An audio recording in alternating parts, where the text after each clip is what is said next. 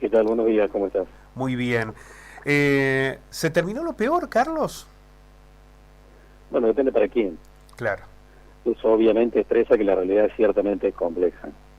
Ahora, cuando miramos las estadísticas y tratamos de interpretarlas, digamos que el piso de la recesión en la economía argentina efectivamente se alcanzó en algún momento del segundo trimestre de este año. En algún momento del segundo trimestre. Ahora, eso no significa que todos los sectores alcanzaron el piso de la recesión. En realidad hay algunos que están expandiéndose con respecto al año pasado, sector minero, sector energético, el sector agropecuario, porque el clima lo acompañó con respecto al año pasado que fue sequía, la industria de conocimiento. Es decir, en la comparación interanual nos encontramos que hay sectores que se están recuperando rápidamente o más rápidamente que otros, pero es cierto que algunos sectores siguen cayendo. Algunos sectores siguen cayendo en la medición interanual. Ahora, en la comparación, y vuelvo sobre este concepto de lo interanual, uno puede comparar el desempeño de la actividad económica, comparando un mes, suponete octubre contra septiembre, o comparar octubre contra octubre del año pasado. Lo que se considera más pertinente, más adecuado, desde el punto de vista estadístico, es comparar la actividad de un mes con respecto al mismo mes del año anterior, para expresar precisamente cómo está variando la economía más allá de los ciclos que tiene cada producto o cada segmento, digamos. Y en este punto yo digo lo mismo que he venido diciendo a lo largo de todo el año. Yo he compartido la visión del gobierno argentino de que el piso de la recesión se ubicó en algún momento del segundo trimestre, pero la lógica me muestra que la recuperación iba a ser sumamente discreta, y en algunos segmentos casi insignificante. ¿Vos te acordás que a mediados de año casi Guillermo Francos, el jefe de gabinete, decía en el segundo semestre vamos a ver una recuperación vigorosa de la economía? Eso no lo ve casi nadie, por supuesto, más allá de algún número estadístico, y el ministro Luis Caputo decía vamos a ver una recuperación con B corta en la segunda mitad del año. Eso obviamente no está arriba de la mesa, más allá de que algunos sectores se están recuperando porque tienen un dinamismo especial, como repetimos, el sector minero, el sector energético, el sector de industria de conocimiento, que son sectores que vienen andando bien desde el año pasado, digamos. Ahora, vos mencionaste los jubilados, y este es un tema no menor. Los jubilados, desde que asumió el presidente de la Nación, han perdido un poder adquisitivo en torno al 23%. Perdieron 23% del poder adquisitivo en promedio. ¿Y van a llegar a fin de año mejor que ahora? Es poco probable, muy poco probable. Porque si a lo mejor llegamos a fin de año y alguien dice que perdiste de poder adquisitivo el 22% ahora más, habías perdido el 23, el 24, estás bárbaro. No, obviamente que no. Y el dato estadístico de todas las consultoras de la Argentina y consultoras internacionales con respecto al desempeño de la economía argentina este año en términos de actividad económica es pronóstico de recesión entre el 3,5% y el 4%. Porque por más que el piso de la recesión se haya alcanzado, la caída es tan brutal para muchos sectores y segmentos sociales que la recuperación de estos meses en realidad no alcanza a compensar en absoluto la magnitud de las pérdidas.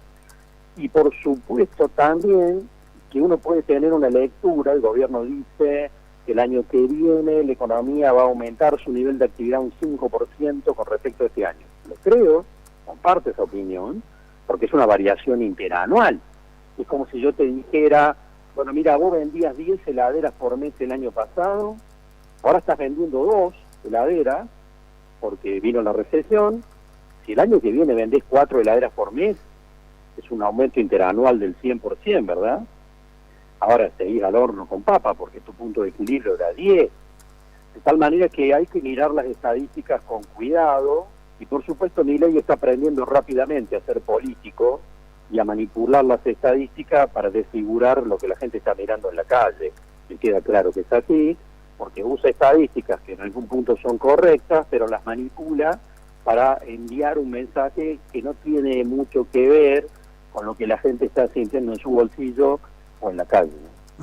Bueno, ahí aparecen dos aspectos, Carlos, que me gustaría que me ayudaras a interpretar. Por un lado,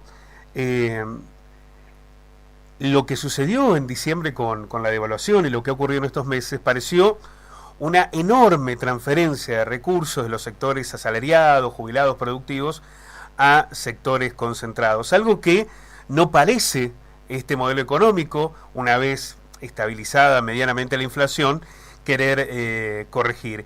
Y la otra es hacia dónde va el modelo y quiénes de los que han quedado afuera a lo largo de estos meses van a poder volver y reincorporarse de alguna manera a este modelo que está centralizado en ver que se pague la deuda con el fondo, en que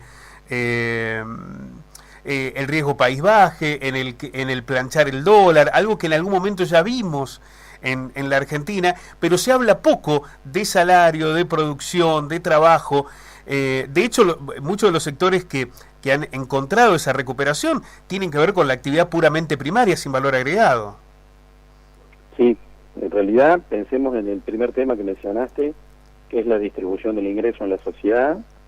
Si uno mira la pirámide social en la Argentina en estos momentos, con respecto a la misma pirámide social del año pasado, los sectores de menores ingresos aumentaron 10 puntos. Lo que llamamos D1, D2, o la clase baja, como se dice en la calle, esos segmentos aumentaron 10 puntos en relación al total, en detrimento de la clase media. Vamos a una configuración, o sea, generar una configuración social en la Argentina, con una redistribución obviamente más regresiva del ingreso, que explica por qué tenemos el consumo de carne vacuna más bajo de la historia, y como contrapartida aumenta la demanda de arroz y de polenta, ¿no es cierto? Esto obviamente tiene que ver con una realidad en términos de poder adquisitivo de millones de personas. Yo particularmente creo que, desgraciadamente, esta nueva configuración social de la Argentina no está expresando una foto transitoria, sino que está planteando un escenario distinto de cara al año que viene y más allá también, en términos de una redistribución regresiva, más regresiva, de la sociedad argentina que se va a consolidar. Y en ese punto el gobierno argentino, además, yendo al segundo punto que mencionabas, está yendo por una apertura económica muy agresiva, que no tiene solamente que ver con bajar los aranceles de importación, sino con eliminar todas las restricciones administrativas en el proceso de autorización de importaciones, lo cual de cara al próximo año va a acelerar fuertemente las importaciones, y obviamente eso va a jugar.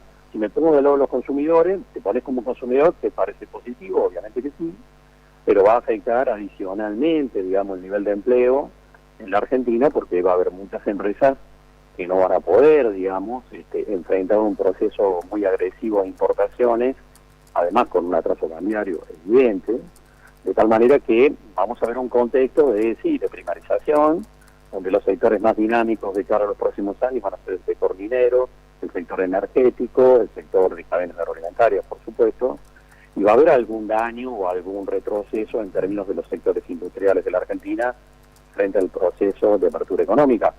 Y eso explica, por supuesto, cómo, por ejemplo, Funes de Rioja, el titular de la Unión Industrial Argentina, en el coloquio de IDEA, el más importante que se organiza a nivel de empresas, hace 2 semanas terminó su alocución, su disertación, diciendo: y bueno, en el Titanic no alcanzaban todos los botes, lo cual es un sincericidio, porque en realidad decir no alcanzan todos los botes está vinculado con un argumento que el presidente de la Nación utilizó en el Congreso de la Unión Industrial, cuando les dijo: muchos de ustedes cazan en el zoológico, lo cual es cierto para muchos sectores industriales, yo voy a abrir la economía argentina y va a haber ganadores y perdedores. Eso suena bastante razonable.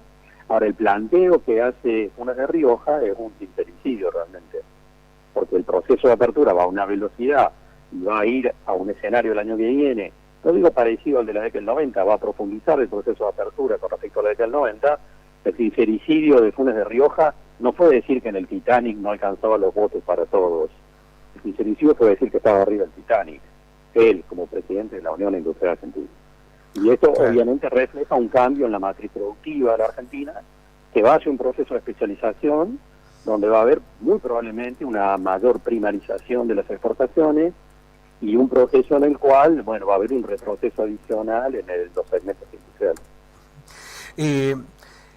Esto que usted señala del reconocimiento de los industriales de estar encima del Titanic, pero al mismo tiempo lo que implica que crean que solo algunos se deben salvar y el resto son los daños colaterales del sistema.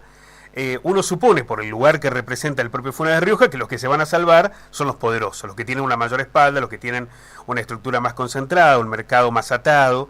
Es un modelo que apunta fundamentalmente a eso, a una mayor concentración aún de la economía, a una mayor primarización de la economía, y en esto que usted habla de una consolidación del modelo regresivo a trabajadores más empobrecidos. Bueno, ubiquémonos en las palabras del presidente de la Nación. Él dijo que el país perdió el rumbo hace 100 años. O sea que su modelo es la economía argentina de 1920. Un país que exportaba materias primas sin procesar y que no tenía segmentos industriales de importancia. Lo dijo él, no lo digo yo. Y hacia eso vamos. Todas las señales van en esa dirección, por supuesto. Uh-huh. Y vuelvo sobre lo mismo, Pablo, no es una interpretación. Estoy simplemente viendo lo que se está haciendo, que está en sintonía con lo que el presidente dijo que iba a hacer. Uh-huh. Lo pienso entre los muchos que se sienten o que se sentían parte de la clase media y han caído en los niveles de pobreza, que avisoran pocas expectativas de poder modificar ese esquema. La pobreza en ese modelo de consolidación regresivo apunta a mantenerse durante mucho tiempo en niveles muy altos. Seguramente sí, hay pocos elementos para pensar que se pueda revertir, más allá de que, por supuesto, hay diferencias regionales importantes. Si vos te vas a Neuquén, te vas a encontrar que el nivel de desocupación es 0, por ejemplo, ¿no es cierto? ¿Por qué? Porque ahí tenés unos sectores muy dinámicos vinculados a la energía y a la minería, que son sectores que van para adelante y van a seguir yendo para adelante, y como contrapartida de eso tenés otros sectores que por supuesto van a tener daños importantes o va a ser difícil que puedan recuperarse. Que los jubilados recuperen poder adquisitivo en el horizonte del año que viene, suena bastante difícil de considerar, ¿no es cierto? Se estabilizará su situación, pero es una situación claramente, el 80-90% de los jubilados es una situación por debajo del nivel de pobreza. Y nada va a cambiar esa situación, pero en Argentina no va a tomar decisiones en dirección inversa, porque obviamente eso aspiraría contra el equilibrio de las cuentas fiscales. Entonces, hay una diversidad de cosas para mirar en términos sectoriales, donde va a haber diferencias importantes, en términos de los sectores que van para adelante y los que se van a quedar detrás, pero pensemos por supuesto que, volvemos a lo anterior, hay una distribución del ingreso en una pirámide poblacional que se va consolidando tal como la estamos mirando en la foto. Y eso por supuesto expresa, digamos, una situación diferente de la que se vivió en la década pasada, por decirlo de alguna manera, y que difícilmente se pueda revertir en un horizonte cercano. Y por supuesto cuando el presidente habla de esos temas, dice, bueno, la película es de largo plazo, vamos a cambiar este país en 15, en 20 años, no en 2 ni en 3. Esta es la clave, digamos, que una parte importante de la sociedad tiene que interpretar. Los mensajes liberales, el pensamiento liberal, son mensajes donde el horizonte que beneficia a todos está en el largo plazo, no en el corto plazo. Bueno, habrá que ver qué respuestas sociales y políticas surgen ante la imposición de este modelo de Javier Milei, porque lo que queda claro, Carlos, en esta descripción, en este diagnóstico, es que más allá de lo que puede ocurrir de acá a 20, 30 años, si nos convertimos eventualmente en Irlanda, como propone o como señala Milei que alguna vez sucederá, este modelo no incluye a todos, digamos. Esta idea del Titanic que se hunde y los votos y los botes que alcanzan para algunos pocos, refiere claramente de que habrá un amplio sector de la sociedad que va a quedar afuera. Bueno, y vos remitís a algo que hace a la viabilidad, ¿no es cierto?, de este plan, porque yo siempre digo, para que un plan económico sea viable, tiene que ser viable técnicamente y tiene que ser viable políticamente. Y la consistencia técnica de este plan tiene algunos puntos grises, como es el tipo de cambio, que a mí no me cierra, por ejemplo, en términos de competitividad, pero en realidad tal vez la mayor incertidumbre sobre la viabilidad del plan económico de Javier Milei está en lo político, ¿cierto? Es decir, si efectivamente la sociedad y los actores sociales van a soportar el proceso de ajuste que está planteado en la política económica. Eso la verdad es una incógnita sobre la cual yo particularmente no tengo ninguna certeza. ¿Qué va a pasar con el dólar, Carlos? El gobierno argentino está jugando a persistir en la política de atraso cambiario, que es más evidente, digamos, como un mecanismo antiinflacionario. El Fondo Monetario emitió un documento, en realidad hace unos 10 días, donde cuestiona esta política y donde dice, por escrito, y no lo dice por primera vez, que el gobierno argentino tiene que flexibilizar el tipo de cambio porque ese tipo de cambio no es consistente con una política que ofrece competitividad para los sectores exportadores. Estamos en medio de una pulseada, tenía que venir una misión del Fondo Monetario, en realidad ahora en noviembre, diciembre, que consiguió Luis Caputo patear eso, en una negociación consiguió que la misión del Fondo Monetario venga recién después del 20 de enero, cuando asuma Donald Trump. La apuesta del gobierno argentino es que haya de parte del Fondo Monetario y organismos internacionales una postura más flexible sobre la política económica a partir de alguna señal que envíe el presidente de los Estados Unidos hacia el Fondo Monetario, algo que habrá que ver. Pero digamos que mientras tanto lo que tenemos es una política cambiaria, digamos, que genera un atraso evidente, que va a persistir por lo menos hasta fin de año, después veremos. A mí, ciertamente, me parece inconsistente una política cambiaria de esas características, vamos a decirlo así, y todo el mundo lo sabe. 15 días en un hotel all inclusive en República Dominicana salen más baratos que 15 días en un complejo de cabañas estándar en Calamuchita. Y esto remite obviamente a una lectura donde los que tenemos algunos años sabemos que ya la vimos esta película y que no tiene consistencia en el mediano plazo, ¿no es cierto? Ahora, en el corto plazo obviamente puede durar, pero tiene sus consecuencias que habrá que evaluar. Yo digo, el tipo de cambio es inconsistente, la Argentina está quedando muy cara en dólares frente al resto del mundo, mientras otros países en el vecindario incluso devalúan, como es el caso de Brasil, y genera una diferencia de competitividad que puede ser dañina, adicionalmente para sectores productivos argentinos. En el corto plazo eso puede durar, por supuesto puede durar, pero mientras más dure, más complicado va a ser para distintos sectores productivos del país. Bueno, esto de la idea ficcional, aunque los dos modelos tengan similitudes y también diferencias, aquello del 1 a 1, esto que señaló, a mí me parece un ejemplo, Carlos, muy descriptivo, ¿no? Que te salga lo mismo una semana de hotel en Punta Cana que en Calamuchita, habla de una realidad absolutamente que contrasta con las posibilidades productivas o de desarrollo de dólares económicos que la Argentina puede brindar para que esa situación ocurra. A veces eso es un efecto seductor, ¿no?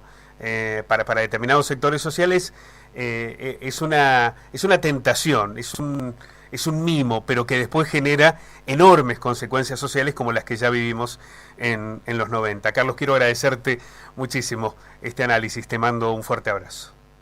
Gracias a vos, un abrazo. Chao.